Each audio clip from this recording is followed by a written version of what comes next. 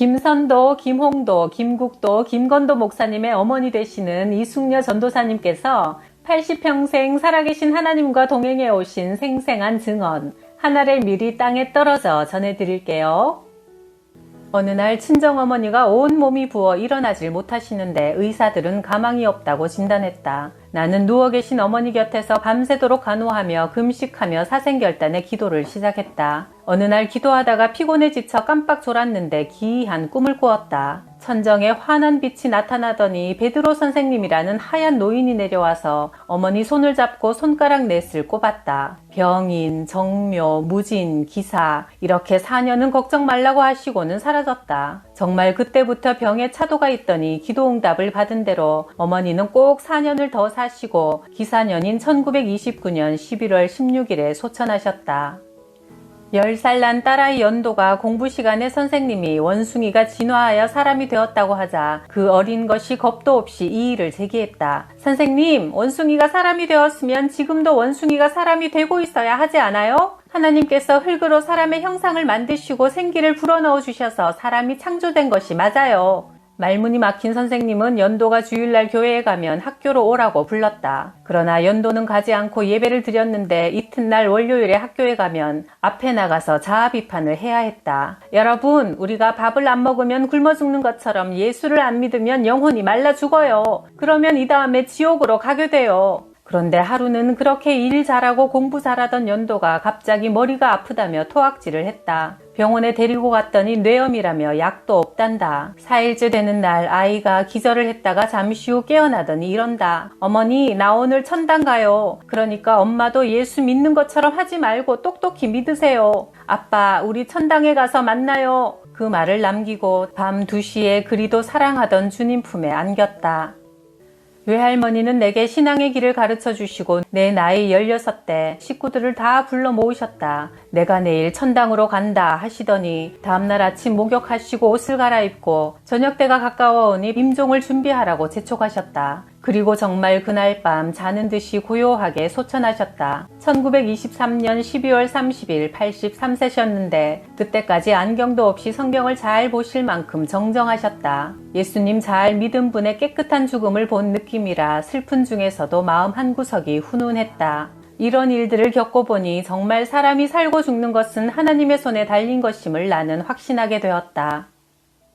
70년대 강원도 철원에서 영광교회를 목회할 때다. 교회를 지을 무렵부터 큰 시험이 따랐다. 동네에 교회 짓는 것을 방대하는 핍박자가 나서는데 그는 이전에 전도사까지 하던 사람이었다. 충청도 사람이 본 부인에게 자녀를 5이나 두고도 첩을 얻어서는 철원에 와서 살았다. 그가 교회 터 옆에 살았는데 교회 건축을 방해했다. 자기들 집 앞에 높은 교회를 지으면 전망이 막히고 일조권이 침해당한다는 것이다. 지서에다 그렇게 고발을 해서 경찰이 와서 보고는 이 정도로 무슨 전망이고 일조권이냐, 자기네 땅 사서 그 땅에 교회 짓는데 무슨 말을 하느냐며 오히려 깨끗하게 쐐기를 박아주고 갔다. 그런데 그 후 전도사 출신인 그 사람이 맹장염에 걸려 수술을 했다. 나는 위문봉투를 준비해서 찾아갔지만 계속 날더러 저런 늙은이가 무슨 전도사냐며 비방을 했다. 그래도 나는 못 들은 척 했다. 교회로 인해 동네의 화목이 깨어져서는 안 되겠다 싶어서였다. 그런데 맹장염 수술을 했던 그 사람이 수술한 자리에 큰 혹이 생겨 병원에 갔더니 피부암이란다. 배 창자에 큰 구멍이 뚫어져 그리로 대변이 나온다. 나는 그 불쌍한 영혼이 구원받게 해달라고 열심히 기도했다. 마침내 그가 통곡하며 회개를 한다. 내 영혼 구원하려고 짓는 교회를 반대하고 핍박했으니 내가 천벌을 받았구나. 내가 수시로 찾아가 먹을 것도 갖다 주고 성경을 읽으며 기도해 주니 늘 나를 보고는 전도사님이 내 믿음의 어머니요, 내 죄를 용서해 주세요 했다. 그렇게 1년 동안을 버티다가 세상을 떠났다. 그 동네에서 20년을 살았지만 어찌나 인심을 잃었는지 한 사람도 와보는 사람이 없었다. 교회에서 관을 사고 상녀와 모든 것을 갖추어 장례를 지내주었다. 죽은 전도사는 교회 뒷집이고 앞집에는 무당이 살았다. 그 무당이 아침마다 북을 치며 굿을 하더니 교회 음악종이 새벽마다 울려대니 마침내 굿을 못하겠다고 두 손을 들었다. 무당이 복막염이 심해져 수술을 하게 되었다. 봉투를 들고 또 위문을 갔더니 좋아하고 고마워했다. 교회에서 부흥회를 열게 되어 순복음교회 이재석 목사님을 모시자 무당집에서 목사님을 대접한다고 음식을 큰 상에다 한 상 차려서 두 사람이 양쪽에서 맞들고 가져왔다. 이것은 제사 안 지낸 깨끗한 것이라는 꼬리말까지 붙여서. 동네에 한 불쌍한 떠돌이 노인이 있었는데 마땅히 있을 곳이 없어 교회에서 집을 하나 얻어주어 보살폈고, 중풍이 들어 혼자 누워 지내는 노인도 온 교인들이 김장도 담아주고 조석으로 식사도 챙겨주고 이가 바글바글한 옷을 한 보따리씩 가져다가 서로 모여 빨아주곤 해서 영광교회 집사들은 온 동네에서 안 믿는 사람들에게도 칭찬과 존경을 받게 되었다. 교회가 이웃의 굳은 일을 모른 채 하고 성도들끼리만 모여 찬송 부르고 예배만 드린다면 바리새인과 다를 바 없고 안 믿는 사람들에게 교회가 인정받을 수 없는 것이다. 1942년 남편과 친한 우 선생은 일본 와세다 대학을 나와서 식산은행에 있었는데 당시 조선인으로서는 최고급 생활을 하던 분이다. 그런데 폐병 7년에 가산을 탕진하고 피를 토하며 기절하는 지경에 이르렀다. 우리 부부가 그 환자 부부와 함께 둘러앉아 찬송을 몇 시간이 지나도록 부르니 갑자기 부인의 눈동자가 변하기 시작했다. 그 부인의 입에서 나는 우 선생을 짝사랑하다 죽은 귀신이다 라는 말과 울음이 터져나오면서 밖으로 뛰어나가는데, 그러기를 여러 날 하더니 마침내 그 부인이 미치고 말았다. 그녀는 보통학교 선생이었는데 학교를 사표내게 되었고 남편의 폐병과 부인의 마귀병이 겹쳐 그 집은 초주검이 되었다. 나는 담대한 마음으로 우 선생에게 권했다. 하나님께 결사적으로 매달리세요. 남의 기도만으로는 되지 않습니다. 하나님 앞에 겸손하게 병을 고쳐주시든지 내 생명을 걷어가시든지 하라고 부르짖으세요. 이분들은 걷지 못해 가마를 타고 영변에 있는 기도원으로 가면서 하나님께서 살려주시면 돌아오고 아니면 그곳에 묻히겠다는 각오로 떠났다. 뒤에 남은 우리도 열심히 기도했다. 그런데 2달 후 부부가 모두 깨끗이 나아서 가마 타고 간 이들이 자기 발로 걸어서 돌아왔다. 이들은 하나님께서 살려주실 때는 하나님의 일을 하라고 하신 것이라며 남편이 평양으로 나가 신학을 하고 목사가 되었다. 이분이 우상필 목사님으로 제주도와 광주 전방교회에서 열심히 목회하셨다. 특히 병자를 붙들고 기도하면 신유의 은사가 놀랍게 일어나곤 했다. 이분들은 딸 하나를 두었는데 나중에 약학 박사로 홍은동에서 약방을 했다. 다 망해가던 집안이 이토록 놀랍게 회복된 것은 참 신기한 일이었고 불가능이 없이 역사하시는 하나님의 능력을 직접 볼 수 있는 사건이었다. 철원 군탄교회에 최 속장이라는 분이 있었는데 아들이 간질병 환자였다. 어느 주일날 최 속장이 나를 찾아왔다. 우리 아들이 한 주일 동안이나 혀를 깨물고 헛소리를 하면서 눈띠가 변하고 정신을 못 차려요. 집사들과 함께 신방을 가보니 젊은 청년 경호는 전혀 감각 없이 죽은 사람처럼 누워 있었다. 이튿날 새벽 4시 새벽 기도를 마치고 나는 다시 최 속장내로 뛰어갔다. 경호는 여전히 눈을 뻔히 뜨고 늘어져서 조금도 차도가 없었다. 나는 방에 들어서자마자 두 손으로 환자의 머리를 붙잡고 주님을 부르며 큰 소리로 땀이 비오듯 할 때까지 기도드리니 환자의 풀린 눈동자가 바로 돌아오면서 눈물을 쏟아내기 시작했다. 경호는 일어나 옷을 달라고 하며 갈아입고는 통곡을 하면서 온 가족의 잘못을 회개한다. 그 어머니는 교회를 나오면서도 남의 고무신이나 훔쳐다 신고 11조도 안 하고 아버지는 교회도 안 나가며 담배만 피운다고 제발 이제 우리 좀 신앙생활 바로 해보자며 울면서 말한다. 하긴 그 어머니는 하도 인색해서 몇십 년을 교회 다니는 동안 11조는커녕 쌀을 30가마니씩 추수해도 콩 한 말 갖다 바치던 사람이다. 나는 이번 기회에 다짐을 해두었다. 경호 아버지 이제 교회 나오실 거지요? 예. 11조도 하실 거지요? 예. 그로부터 경호는 깨끗이 나았다. 경호는 5년간 간질이 재발하지 않았다. 최 속장 영감도 하나님 앞에서 한 약속에 순종하며 열심히 주의를 지키고 경호도 열심히 기도하면서 신앙생활을 잘하여 결혼도 하고 아들 형제를 낳으며 5년 동안 무탈하고 다복하게 잘 살았다. 그러던 어느 날 최 속장과 함께 신방을 하고 돌아오는데 최 속장이 자기네 밭을 가리키며 말한다. 전도사님 우리 저 끝머리 밭을 팔았어요. 그래요? 얼마 받았는데요? 150만 원이나 받았어요. 그럼 11조 드려야지요. 나는 무심코 말했는데 그는 대뜸 화를 버럭 냈다. 500원 감사헌금 했잖아요. 오죽하면 땅을 팔았겠어요. 벌을 받아도 내가 받고 복을 받아도 내가 받을 터인데 전도사님이 왜 강요하세요? 죽었던 아들이 살아나면서 작정한 성수주일과 11조인데 하나님 앞에서 저럴 수가 있나 싶도록 최 속장의 서슬푸른 강자는 실로 가당치도 않았다. 최 속장이 그런지 며칠 못 가서 5년 동안 아들 형제 잘 낳고 살던 경호가 읍내에 장 보러 갔다가 약국 앞에서 또 쓰러졌다는 소식이 들려왔다. 서원하고 갚지 않는 것보다 서원하지 않는 것이 나으니 네 입으로 네 육체를 죄짓게 하지 말라. 전도서 5장 5절에서 6절. 스스로 속이지 말라. 하나님은 업신여김을 받지 않으시니 사람이 무엇으로 심든지 그대로 거두리라. 갈라디아서 6장 7절 말씀. 우리 시아버지는 구한국 시대 평북 정주군 옥천면에서 좌수를 지냈다. 시어머니는 독실한 교인이었는데 예수 믿는다고 핍박을 많이 받았다. 남편이 머리를 깎아 못 나가게 해도 수건을 쓰고 주일 예배에 빠지지 않았다. 하루는 토요일이 되었는데 시아버지가 내일도 교회 갈 거요? 하고 물었다. 시어머니가 대답이 없자 밥상 내던지기가 뒤따랐다. 시어머니는 아무 말 없이 흩어진 그릇과 음식을 주섬주섬 주워서 부엌으로 들어갔는데 부엌에서 뭔가 중얼중얼하는 소리가 들려왔다. 시아버지 생각에 틀림없이 나를 욕하고 있겠지 하고 귀를 기울여 들어보니 부뚜막에 엎드려 울면서 사랑하는 내 남편 회개하고 예수 믿고 구원받게 해달라면서 기도하는 소리를 듣고 있자니 그 순간 성령이 역사하셨다. 저렇게 나한테 핍박받으면서도 오히려 핍박하는 나를 위해 복을 비는 기도를 하게 하는 예수라면 나도 그 예수를 믿어야 하지 않겠느냐고 회심하게 되었다. 여보, 나도 내일부터 교회에 나가보겠소. 다음 날인 주일날 아침 시아버지는 관을 쓰고 도복을 차려입고 긴 담뱃대까지 든 채 예배당으로 갔는데 목사님이 반갑게 뛰어나와 맞아주시고 예배가 끝난 후 시아버지가 목사님께 물었다. 나 같은 사람도 예수 믿을 수 있나요? 무슨 말씀이십니까? 예수님께서는 수고하고 무거운 짐진 자들은 누구든지 다 내게로 오라고 하셨습니다. 그날로 시아버지는 담뱃대를 뚝 꺾어버리고 열심히 주의를 지켰다. 마침내 시아버지는 평양신학교에 입학하여 고향 곽산에다 교회를 잘 짓고 전도사 일을 하면서 남녀공학의 보통학교인 일신사립학교를 세워 열심히 주의 일에 힘쓰시다가 1923년 성탄절을 기쁘게 지내고 소천하셨다. 이 어른의 목회가 나중에 많은 목회자를 배출한 우리 집안의 첫 열매였다.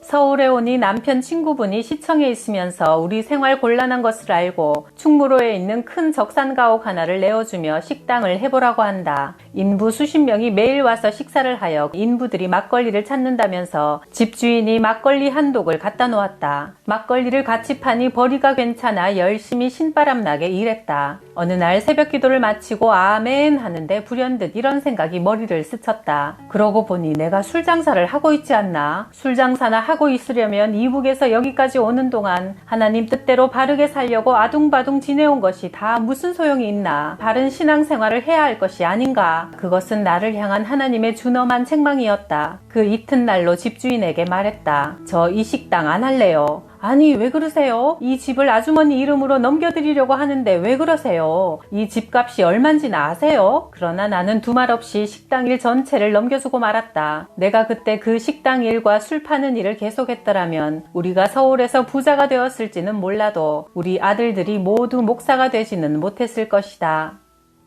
평안남도 양덕에 살 때였다. 양덕은 평양에서 300리를 들어가야 하는 첩첩산중이었다.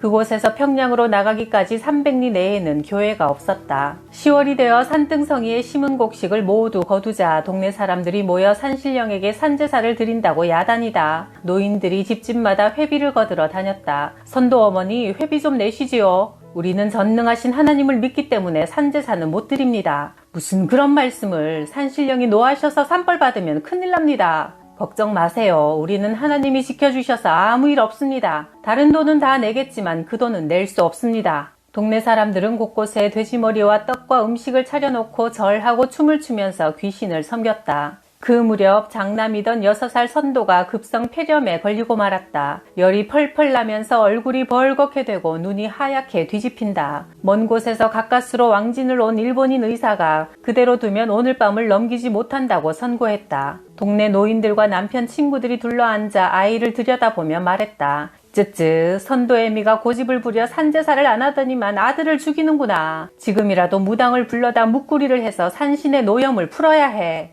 선도야, 네 생명은 하나님께서 책임져 주실 것이다 하고 나는 그 길로 도깨비불이 왔다 갔다 한다는 산등성이로 뛰어 올라가 하나님께 대성통곡으로 기도드렸다. 주님만 의지합니다. 우리 선도의 생명을 주님 손에 맡깁니다. 이 일로 예수님을 놓치지 않게 하여 주시옵소서. 통해와 자복으로 몇 시간을 기도하고 내려와 의사가 떠나면서 한번 해보라던 겨자찜질을 아이에게 해주었다. 겨자를 따뜻한 물에다 죽같이 개어서 폐 쪽과 등허리에 바르고 그 물에 손발을 담가 주었더니 아이는 땀을 뻘뻘 흘리며 잠이 든다. 5일 동안 한 잠도 못 자던 아이는 그날 밤 깊은 단잠을 자고 이튿날 아침에 일어났는데 열이 내리고 병이 씻은 듯이 나았다. 하나님께 매달려 신앙의 절조를 지키려는 산골 안악내일 기도를 하나님은 응답해 주신 것이다. 하나님은 다 죽은 아이도 살려주시고 죽어가던 내 신앙도 살려주셨다.